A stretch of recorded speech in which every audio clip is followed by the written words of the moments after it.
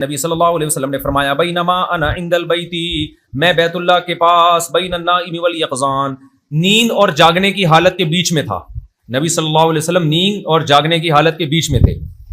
فذکر رجلا بین الرجلین، پھر آپ صلی اللہ علیہ وسلم نے ایک شخص کا تذکرہ کیا جو دو اشخاص کے بیچ میں تھا، یعنی آپ خود. نبی صلی اللہ علیہ وسلم دو افراد کے درمیان میں اس وقت آرام کر رہے تھے. وہ دو افراد ایک جعفر ابن ابی طالب تھے بعض روایات کے مطابق، اور ایک حضرت حمزہ رضی اللہ تعالیٰ عنہ تھے. ایک آپ کے چچا زاد بھائی اور ایک آپ کے چچا. ان دو کے درمیان نبی صلی اللہ علیہ وسلم بیت اللہ میں، یہ ہجرت سے پہلے کا معراج کا واقعہ ہے نا، آپ صلی اللہ علیہ وسلم آرام کر رہے تھے. فأوتیت بطست من ذهب، فرشتہ لایا میرے پاس، یعنی میرے پاس لایا گیا سونے کا ایک برتن، ملآن حکمتا و ایمانا، وہ بھرا ہوا تھا حکمت اور ایمان سے. دیکھو حکمت کہتے ہیں حق اور باطل میں تمییز کرنے کی غیر معمولی صلاحیت.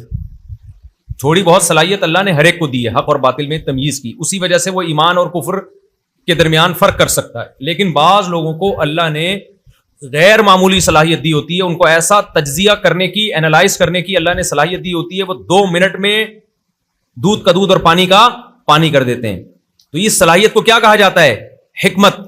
حکم سے نکلا ہے فیصلہ کرنا، وہ فیصلہ کر دیتے ہیں کہ یہ صحیح ہے اور یہ غلط ہے. کیا خیال ہے بھائی جان؟ اور ایمان، حکمت کے بعد ایمان کا تذکرہ کیا، کیونکہ حکمت اگر بغیر ایمان کے ہو تو وہ وہی بات ہے، عقل وہی کے بغیر کیا ہے؟ گمراہی. انگریز کے پاس حکمت ہے، انالائز کرتا ہے، بہت سی چیزوں کو تجزیہ کرتا ہے، لیکن وہی کے نور سے خالی ہے. تو وہ آپ دیکھو کیا کچھ کر رہا ہے پھر آج کل. عقل کے نام پہ یہ کیسے کیسے قوانین پاس کروا لیے ان لوگوں نے، الٹے. تو نبی صلی اللہ علیہ وسلم، اس لیے یہ حکمت اور ایمان سے بھرا ہوا تھا وہ سونے کا برتن. فشقا من النہر الی مراق البطن، یا شقا بھی ہو سکتا ہے. تو اس فرشتے نے آپ صلی اللہ علیہ وسلم کے سینہ انور کو چیرا، یہاں سے لے کے مراق البطن.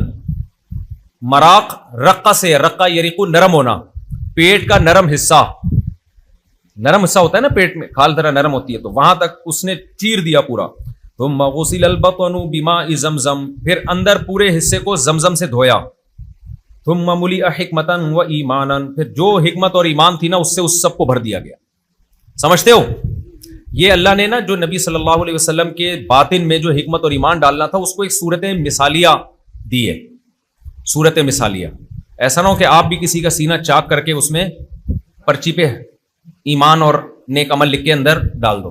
تو یہ اللہ کے کام اللہ ہی جانے. تو صورت مثالیہ سے تاکہ لوگوں کو بھی یقین آ جائے کہ اللہ تعالیٰ نے سید الانبیاء صلی اللہ علیہ وسلم کو ایمان اور حکمت کے اعلیٰ مقام تک پہنچایا، اور اس کی ایک ظاہری صورت بھی بن جائے.